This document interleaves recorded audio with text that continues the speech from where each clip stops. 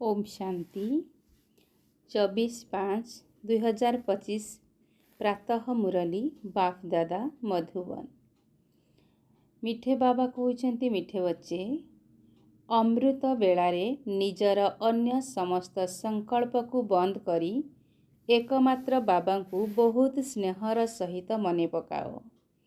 बाबा सहित मीठा मीठा रुहरिहान कर अर्थात आत्मिक वार्तालाप कर। बाबा कहले अमृत बेलारे निजर अन्य समस्त संकल्प को बंद करी एकमात्र बाबा को बहुत स्नेहर सहित मने पकाओ। बाबा सहित मीठा मीठा रुहरिहान कर अर्थात आत्मिक वार्तालाप कर। बाबांकर प्रश्न, तुम मानकर प्रत्येक कथारे अर्थ रही, अर्थ सहित शब्द किए कहि पारिबो?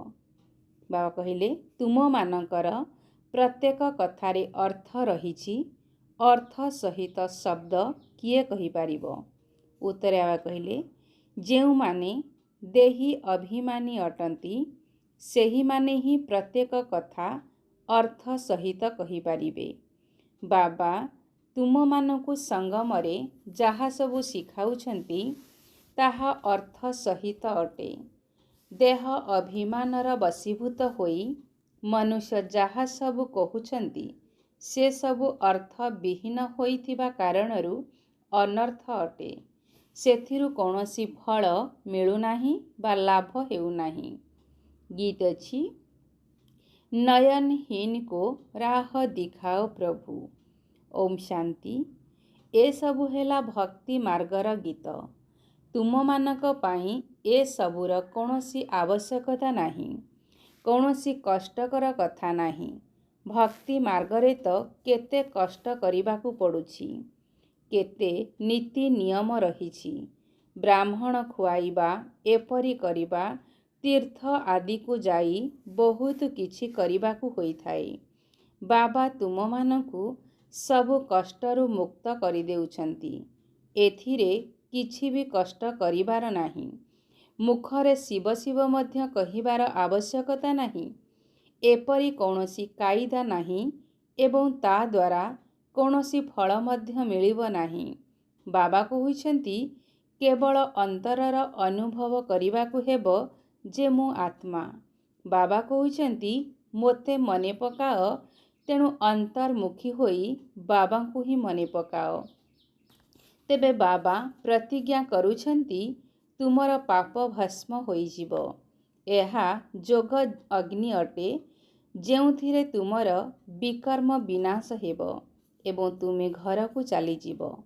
एबे सृष्टिर इतिहासर पुनरावृत्ति हेउछि।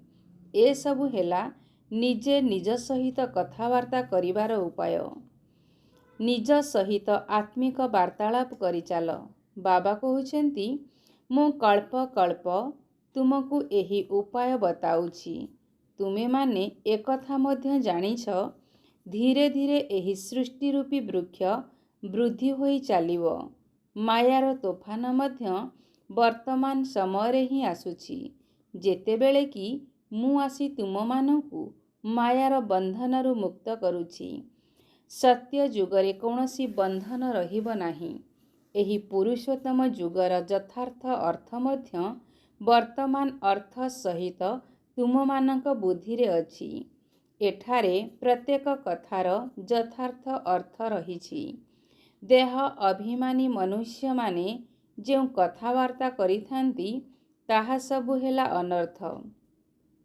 देही अभिमानी मनुष्य जेउ कथा कहिबे ताहा अर्थ सहित अटे, जहा द्वारा यथार्थ फल प्राप्ति होइथाए। एबे भक्ति मार्गरे केते कष्ट करिबाकु पड़ुछि। भाबुछंती तीर्थ यात्रा करिबा, एभଳି करिबा, सेभଳି करिबा, ए सबु हेला भगवान का पाखरे पहुँचिबार रास्ता। किंतु पिलामाने एबे बुझी पारुछंती जे घर को एहा द्वारा केही जणे भी जाई पारिबे नाही। लक्ष्मी नारायण जे कि प्रथम नंबर विश्वर मालिक थिले, सेमानंकु मध्य 84 जन्म नेबाकु पड़ुछि। तेबे अन्य माने किपरि मुकुली पारिबे? जेबे कि सबु देहधारी माने ଜନ୍ମ ମୃତ୍ୟୁ ଚକ୍ରରେ ଆସୁଛନ୍ତି, ତେବେ ଆମେ ଶ୍ରୀକୃଷ୍ଣଙ୍କ ପାଇଁ କିପରି କହିପାରିବା ଯେ ସଦା ସର୍ବଦା ବିଦ୍ୟମାନ ଅଛନ୍ତି? ହଁ, ଶ୍ରୀକୃଷ୍ଣଙ୍କର ସେହି ନାମ ରୂପ ରହିଲା ନାହିଁ, ବାକି ଆତ୍ମା ତ କୌଣସି ନା କୌଣସି ରୂପରେ ରହିଛି। ଏସବୁ କଥା ବାବା ଆସି ଏବେ ପିଲାମାନଙ୍କୁ ବୁଝାଉଛନ୍ତି। ଏହା ପାଠପଢ଼ା ଅଟେ। ତେଣୁ ବିଦ୍ୟାର୍ଥୀ ଜୀବନରେ ଏହି ପାଠପଢ଼ା ଉପରେ ଧ୍ୟାନ ଦେବାକୁ ପଡ଼ିବ। ପ୍ରତିଦିନ ନିଜର ଚାର୍ଟ ଲେଖିବାର ସମୟ ନିର୍ଦ୍ଧାରିତ କରିଦିଅ। ବ୍ୟବସାୟୀମାନଙ୍କର ବହୁତ ବନ୍ଧନ ରହିଥାଏ, କିନ୍ତୁ ଚାକିରି କରିଥିବା ବ୍ୟକ୍ତିଙ୍କର କୌଣସି ବନ୍ଧନ ନଥାଏ। ସେମାନେ ତ ନିଜର କାମ ଶେଷ କଲେ ଛୁଟି। ବ୍ୟାପାରୀମାନଙ୍କ ପାଖକୁ କେତେବେଳେ ବି ଗ୍ରାହକ ଆସିଗଲେ ତାଙ୍କୁ ଜିନିଷ ଦେବାକୁ ପଡ଼ିଥାଏ। ତେଣୁ ବୁଦ୍ଧିଯୋଗ ବାହାରକୁ ଚାଲିଯାଇଥାଏ। ସେଥିପାଇଁ ଚେଷ୍ଟା କରି ସମୟ ବାହାର କରିବା ଉଚିତ। ଅମୃତ ବେଳାର ସମୟ ବହୁତ ଭଲ। ସେ ସମୟରେ ବାହ୍ୟ ବିଚାରଧାରାକୁ ତାଲା ପକାଇଦେବା ଉଚିତ, ଯେପରି କୌଣସି ବାହ୍ୟ ବିଚାର ଆସିପାରିବ ନାହିଁ। କେବଳ ବାବାଙ୍କର ସ୍ମୃତି ଥାଉ। ବାବାଙ୍କ ମହିମାରେ ଲେଖିଦେବା ଉଚିତ, ବାବା ଜ୍ଞାନର ସାଗର, ପତିତ ପାବନ ଅଟନ୍ତି। ବାବା ଆମକୁ ବିଶ୍ୱର ମାଲିକ କରୁଛନ୍ତି। ତେଣୁ ତାଙ୍କ ଶ୍ରୀମତରେ ଚାଲିବାକୁ ପଡ଼ିବ। ସବୁଠାରୁ ଶ୍ରେଷ୍ଠ ମତ ମିଳୁଛି ମନ୍ମନା ଭବ। ଅନ୍ୟ କେହି ବି ଏହି ମତ ଦେଇପାରିବେ ନାହିଁ। ତୁମମାନଙ୍କୁ ତମୋ ପ୍ରଧାନରୁ ସତ୍ତ୍ୱ ପ୍ରଧାନ ହେବା ପାଇଁ କଳ୍ପ କଳ୍ପ ଏହି ମତ ମିଳିଛି। ବାବା ଗୋଟିଏ କଥା କେବଳ କହୁଛନ୍ତି, ମୋତେ ମନେ ପକାଅ। ଏହାକୁ ହିଁ କୁହାଯାଉଛି ବଶୀକରଣ ମନ୍ତ୍ର। ତେବେ ଏହାକୁ ଅର୍ଥ ସହିତ ମନେ ପକାଇବା ଦ୍ୱାରା ହିଁ ଖୁସି ମିଳିଥାଏ। ବାବା କହୁଛନ୍ତି ଅବ୍ୟଭିଚାରୀ ସ୍ମୃତି ରହିବା ଉଚିତ। ଯେପରି ଭକ୍ତି ମାର୍ଗରେ କେବଳ ଶିବଙ୍କର ପୂଜା ଅବ୍ୟଭିଚାରୀ ଭକ୍ତି ଅଟେ। ପରେ ପୁଣି ବ୍ୟଭିଚାରୀ ଭକ୍ତି ଆରମ୍ଭ ହେଲା। ଅନେକଙ୍କର ଭକ୍ତି କରିବାରେ ଲାଗି ପଡ଼ିଲେ। ପ୍ରଥମେ ଅଦ୍ୱୈତ ଭକ୍ତି ଥିଲା, କେବଳ ଜଣଙ୍କର ହିଁ ଭକ୍ତି କରୁଥିଲେ। ଏବେ ଜ୍ଞାନ ମଧ୍ୟ ସେହି ଜଣଙ୍କଠାରୁ ଶୁଣିବାକୁ ହେବ। ତୁମେ ପିଲାମାନେ ଯାହାର ଭକ୍ତି କରୁଥିଲ, ସିଏ ନିଜେ ଏଠାକୁ ଆସି ତୁମକୁ ବୁଝାଉଛନ୍ତି, ମିଠା ମିଠା ସନ୍ତାନମାନେ, ଏବେ ମୁଁ ଆସିଛି। ଏହି ଭକ୍ତିର ମାର୍ଗ ଏବେ ପୂରା ହୋଇଛି। ତୁମେମାନେ ହିଁ ପ୍ରଥମେ ପ୍ରଥମେ ଏକମାତ୍ର ଶିବ ବାବାଙ୍କର ମନ୍ଦିର ତିଆରି କରିଥିଲ। ସେ ସମୟରେ ତୁମେ ଅବ୍ୟଭିଚାରୀ ଭକ୍ତ ଥିଲ। ସେଥିପାଇଁ ବହୁତ ସୁଖୀ ଥିଲ। ପୁଣି ବ୍ୟଭିଚାରୀ ଭକ୍ତ ହେବା ଦ୍ୱାରା ଦୈତ୍ୟ ମତକୁ ଆସିଗଲ। ତେଣୁ କିଛି ଦୁଃଖ ଭୋଗିବାକୁ ପଡ଼ିଲା। ଏକମାତ୍ର ବାବା ହିଁ ତ ସମସ୍ତଙ୍କୁ ସୁଖ ଦେଉଛନ୍ତି ନା। ବାବା କହୁଛନ୍ତି, ମୁଁ ଆସି ତୁମମାନଙ୍କୁ ମନ୍ତ୍ର ଦେଉଛି। ମନ୍ତ୍ର ମଧ୍ୟ କେବଳ ଜଣଙ୍କ ଠାରୁ ହିଁ ଶୁଣ। ଏଠାରେ କେହି ଦେହଧାରୀ ନାହାନ୍ତି। ଏଠାକୁ ତୁମେମାନେ ବାପ ଦାଦାଙ୍କ ପାଖକୁ ଆସୁଛ। ଶିବବାବାଙ୍କ ଠାରୁ ଉଚ୍ଚ କେହି ନାହାନ୍ତି। ତାଙ୍କୁ ହିଁ ସମସ୍ତେ ମନେ ପକାଉଛନ୍ତି। ଭାରତ ହିଁ ସ୍ୱର୍ଗ ଥିଲା। ଲକ୍ଷ୍ମୀ ନାରାୟଣଙ୍କର ରାଜ୍ୟ ଥିଲା। ତେବେ ତାଙ୍କୁ ଏପରି ଯୋଗ୍ୟ କିଏ କରିଥିଲେ? ଯାହାଙ୍କର ତୁମେ ପୂଜା କରୁଛ। କେହି ଜାଣିନାହାନ୍ତି ଯେ ମହାଲକ୍ଷ୍ମୀ କିଏ? ମହାଲକ୍ଷ୍ମୀଙ୍କର ପୂର୍ବ ଜନ୍ମ କ'ଣ ଥିଲା? ତୁମେ ପିଲାମାନେ ଜାଣିଛ, ସେ ଜଗତ ଅମ୍ବା ଅଟନ୍ତି। ତୁମେ ସବୁ ମାତା ଅଟ। ବନ୍ଦେ ମାତରମ୍। ସାରା ଜଗତ ଉପରେ ତୁମେମାନେ ହିଁ ନିଜର ଆସ୍ଥାନ ଜମାଉଛ। ଭାରତ ମାତା କେବଳ ଜଣଙ୍କର ନାମ ନୁହେଁ। ତୁମେ ସମସ୍ତେ ଯୋଗବଳ ଦ୍ୱାରା ଶିବଙ୍କଠାରୁ ଶକ୍ତି ନେଉଛ। କିନ୍ତୁ ଶକ୍ତି ନେବାରେ ମାୟା ହସ୍ତକ୍ଷେପ କରୁଛି। ଯୁଦ୍ଧରେ ଯଦି କେହି ଆକ୍ରମଣ କରନ୍ତି, ତେବେ ବାହାଦୁର ହୋଇ ଲଢ଼ିବା ଦରକାର। ଏପରି ନୁହେଁ ଯେ କେହି ଆକ୍ରମଣ କରିଲେ ତୁମେ ତାଙ୍କ ଜାଲରେ ବାନ୍ଧି ହୋଇଯାଅ। ଏହା ହେଉଛି ମାୟାର ଯୁଦ୍ଧ। ବାକି କୌଣସି କୌରବ ଏବଂ ପାଣ୍ଡବଙ୍କର ଯୁଦ୍ଧ ହେଉନାହିଁ। ବର୍ତ୍ତମାନ ତ ପରସ୍ପର ମଧ୍ୟରେ ଯୁଦ୍ଧ ଚାଲିଛି। ମନୁଷ୍ୟମାନେ ଯେତେବେଳେ ଲଢ଼େଇ କରିଥାନ୍ତି 1 ଗଜ 2 ଗଜ ଜମି ପାଇଁ ମଧ୍ୟ ଗଳା କାଟି ଦେଇଥାନ୍ତି। ଏବେ ବାବା ଆସି ବୁଝାଉଛନ୍ତି ଏହିପରି ଡ୍ରାମା ତିଆରି ହୋଇଛି ରାମ ରାଜ୍ୟ ଏବଂ ରାବଣ ରାଜ୍ୟ। ଏବେ ତୁମେମାନେ ଜାଣୁଛ ଯେ ଆମେ ରାମ ରାଜ୍ୟକୁ ଯିବୁ, ଯେଉଁଠାରେ ଅସରନ୍ତି ସୁଖ ରହିଛି। ତାର ନାମ ହିଁ ହେଉଛି ସୁଖଧାମ। ସେଠାରେ ଦୁଃଖର ଚିହ୍ନ ବର୍ଣ୍ଣ ରହିବ ନାହିଁ। ବାବା ବର୍ତ୍ତମାନ ଏପରି ରାଜତ୍ୱର ଅଧିକାରୀ କରିବା ପାଇଁ ଆସିଛନ୍ତି। ତେଣୁ ପିଲାମାନଙ୍କୁ କେତେ ପୁରୁଷାର୍ଥ କରିବାକୁ ହେବ। ମୁଁ ବାରମ୍ବାର କହୁଛି, ପିଲାମାନେ ଥକିଯାଅ ନାହିଁ। ଶିବ ବାବାଙ୍କୁ ସ୍ମରଣ କରିଚାଲ। ସେ ମଧ୍ୟ ବିନ୍ଦୁ, ଆମେ ଆତ୍ମାମାନେ ମଧ୍ୟ ବିନ୍ଦୁ। ଆମେମାନେ ଏଠାକୁ ଅଭିନୟ କରିବାକୁ ଆସିଛୁ। ଏବେ ଅଭିନୟ ଶେଷ ହେବାକୁ ଯାଉଛି। ତେଣୁ ବାବା କହୁଛନ୍ତି, ମୋତେ ମନେ ପକାଅ, ତେବେ ତୁମର ବିକର୍ମ ବିନାଶ ହୋଇଯିବ। ଆତ୍ମାରେ ହିଁ ବିକର୍ମ ଚଢ଼ିଥାଏ ନା? ଶରୀର ତ ଏହିଠାରେ ହିଁ ସମାପ୍ତ ହୋଇଯିବ। କେତେକ ମନୁଷ୍ୟ କୌଣସି ପାପକର୍ମ କଲେ ନିଜର ଶରୀରକୁ ହିଁ ସମାପ୍ତ କରିଦେଇଥାନ୍ତି। କିନ୍ତୁ ଏପରି କରିବା ଦ୍ୱାରା କୌଣସି ପାପ କଟିନଥାଏ। ପାପ ଆତ୍ମା ବୋଲି କୁହାଯାଇଥାଏ। ସାଧୁ ସନ୍ଥ ଆଦି ତ କହିଦେଉଛନ୍ତି ଆତ୍ମା ନିର୍ଲେପ, ଆତ୍ମା ହିଁ ପରମାତ୍ମା ଅଟେ। ଏଠାରେ ଅନେକ ମତ ରହିଛି। ବର୍ତ୍ତମାନ ତୁମକୁ ଗୋଟିଏ ମତ ମିଳୁଛି। ବାବା ତୁମକୁ ଜ୍ଞାନର ତୃତୀୟ ନେତ୍ର ଦେଇଛନ୍ତି। ଆତ୍ମା ହିଁ ସବୁ କିଛି ଜାଣିଛି। ପୂର୍ବରୁ ଈଶ୍ୱରଙ୍କ ବିଷୟରେ କିଛି ବି ଜାଣିନଥିଲ। ସୃଷ୍ଟିଚକ୍ର କିପରି ଘୁରୁଛି, ଆତ୍ମା କେତେ ଛୋଟ, ବାବା ପ୍ରଥମେ ପ୍ରଥମେ ଆତ୍ମାର ଅନୁଭୂତି କରାଉଛନ୍ତି। ଆତ୍ମା ବହୁତ ସୂକ୍ଷ୍ମ, ଯାହାର ସାକ୍ଷାତକାର ହୋଇଥାଏ। ଏସବୁ ଭକ୍ତି ମାର୍ଗର କଥା। ଜ୍ଞାନର କଥା ତ ବାବା ହିଁ ବୁଝାଉଛନ୍ତି। ସେ ମଧ୍ୟ ଭ୍ରୁକୁଟି ମଝିରେ ଆସି ବିରାଜମାନ କରୁଛନ୍ତି। ଇଏ ବ୍ରହ୍ମା ମଧ୍ୟ ତୁରନ୍ତ ବୁଝିଯାଉଛନ୍ତି। ଏସବୁ ହେଉଛି ନୂଆ କଥା, ଯାହାକି ବାବା ବସି ବୁଝାଉଛନ୍ତି। ଏହାକୁ ପକ୍କା ମନେ ରଖ, ଭୁଲିଯାଅ ନାହିଁ। ବାବାଙ୍କୁ ଯେତେ ସ୍ମରଣ କରିବ, ସେତେ ବିକର୍ମ ବିନାଶ ହେବ। ବିକର୍ମ ବିନାଶ ହେବାରେ ହିଁ ତୁମମାନଙ୍କର ଭବିଷ୍ୟତ ନିର୍ଭର କରୁଛି। ତୁମମାନଙ୍କ ସହିତ ଏହି ଭାରତ ଭୂଖଣ୍ଡ ମଧ୍ୟ ସବୁଠାରୁ ସୌଭାଗ୍ୟଶାଳୀ ଅଟେ। ଏହିପରି ସୌଭାଗ୍ୟଶାଳୀ ଅନ୍ୟ କୌଣସି ଭୂଖଣ୍ଡ ନାହିଁ। କାରଣ ଏଠାକୁ ବାବା ଆସୁଛନ୍ତି। ଭାରତ ହିଁ ସ୍ୱର୍ଗ ଥିଲା, ଯାହାକୁ ଆଲ୍ଲାଙ୍କର ବଗିଚା ବୋଲି କହୁଛନ୍ତି। ତୁମେ ଜାଣିଛ, ବାବା ପୁନର୍ବାର ଭାରତକୁ ଫୁଲର ବଗିଚା କରୁଛନ୍ତି। ଆମେ ସେଠାକୁ ଯିବା ପାଇଁ ପାଠ ପଢ଼ୁଛୁ, ଯାହାର ସାକ୍ଷାତକାର ମଧ୍ୟ କରୁଛନ୍ତି। ଏକଥା ମଧ୍ୟ ଜାଣିଛନ୍ତି ଯେ ଏହା ସେହି ମହାଭାରତ ଲଢ଼େଇ। ପୁଣି ଏପରି ଲଢ଼େଇ ଆଉ କେବେ ଲାଗିବ ନାହିଁ। ତୁମମାନଙ୍କ ପାଇଁ ନୂଆ ଦୁନିଆ ମଧ୍ୟ ନିଶ୍ଚୟ ଦରକାର। ଯେତେବେଳେ ଦୁନିଆ ନୂଆ ଥିଲା, ସେତେବେଳେ ଭାରତ ସ୍ୱର୍ଗ ଥିଲା। ଏହା 5000 ବର୍ଷର କଥା, ଲକ୍ଷ ଲକ୍ଷ ବର୍ଷର କଥା ନୁହେଁ।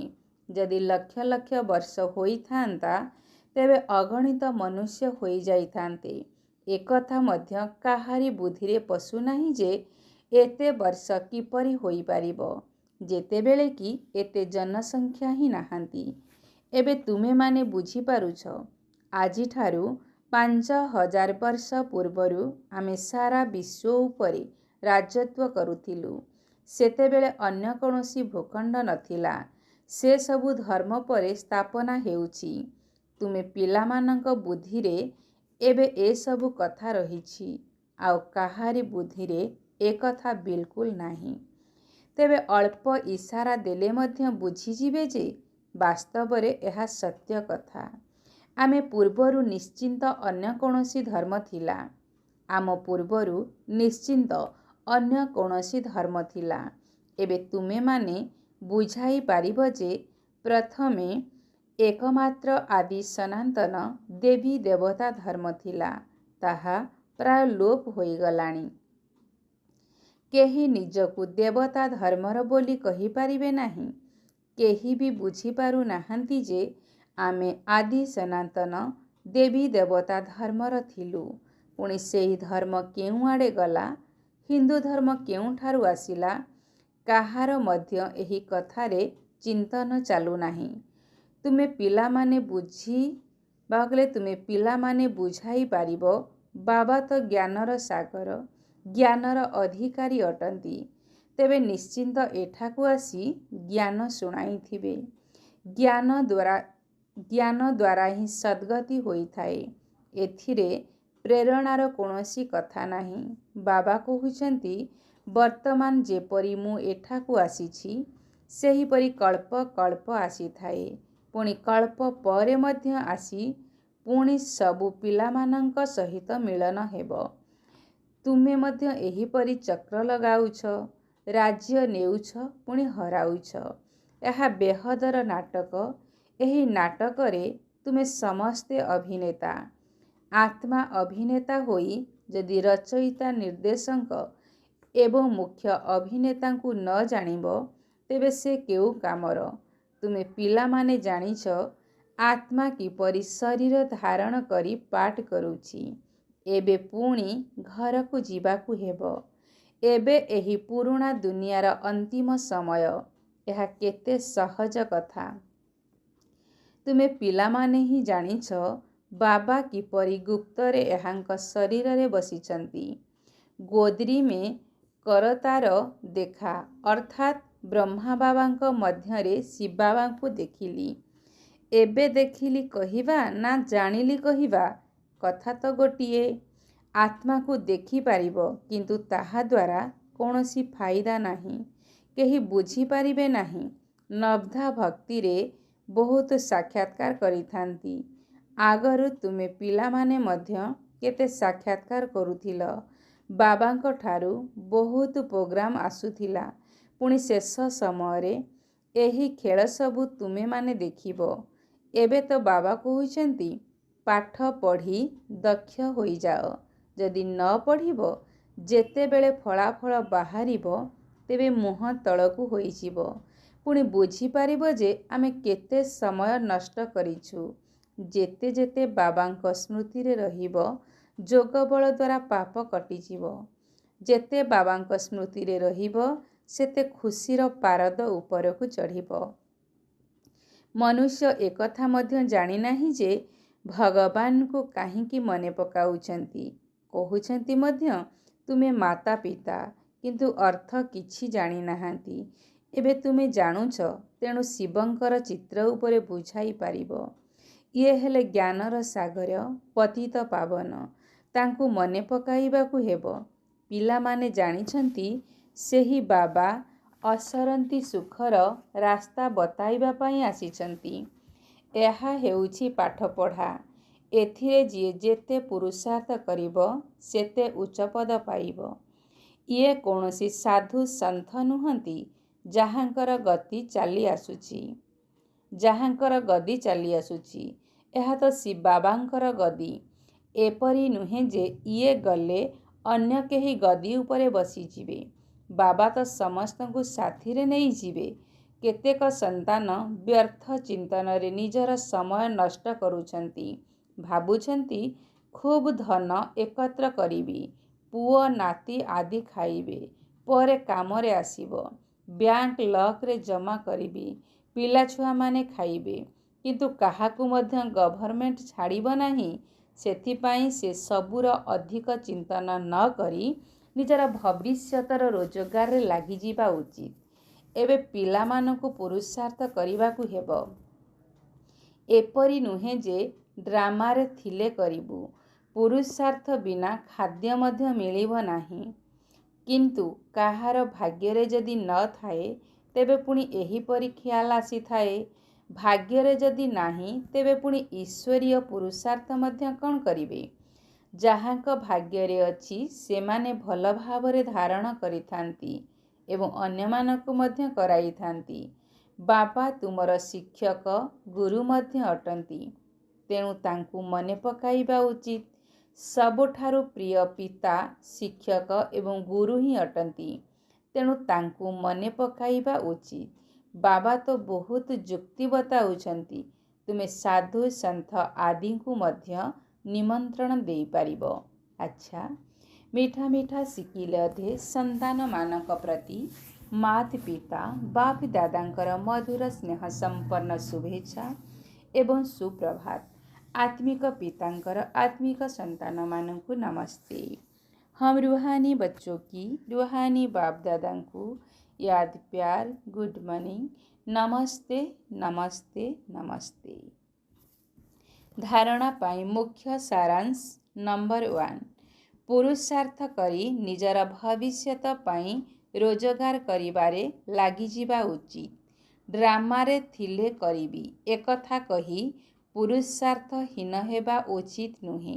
नंबर 2 सारा दिन रे जहा किछि पाप हेउछि बा काहाकु दुख देउछे सेगुड़ी को लेखिबाकु हेबो एवं सत्यतार सहित बाबांकु शुणाइबाकु पड़िबो।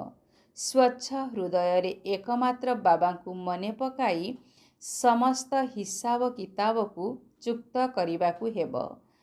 वरदान निजर मुकुट एवं सिंहासन को सर्वदा कायम रखुथिबा निरंतर स्वतः जोगी भव।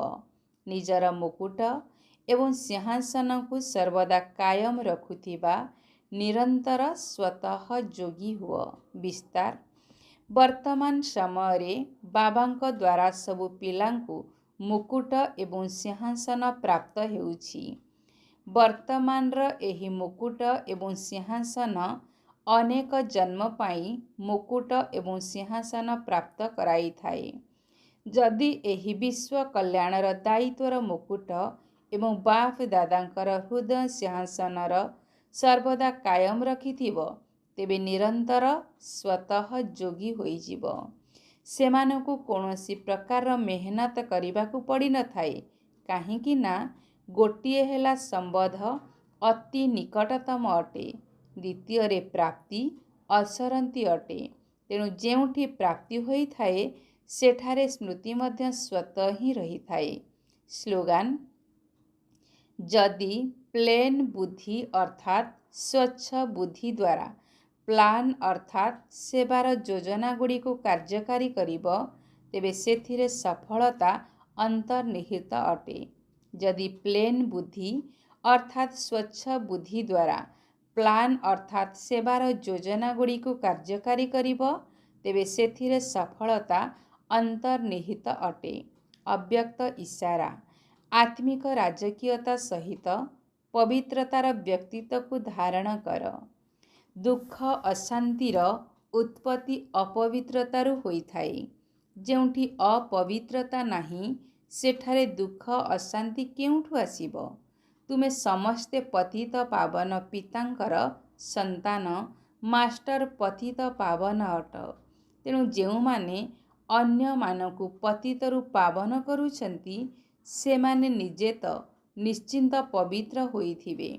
एही भली पवित्र आत्मा मानक निकटरे सुख शांति तो स्वतः ही रहिबो। तेबे सबुठारु बड़रु बड़ महानता हेला पवित्र हेबा। आजि मध्य एही महानता आगरे समस्ते नत मस्तक हेउछंती। अच्छा, ओम शांति।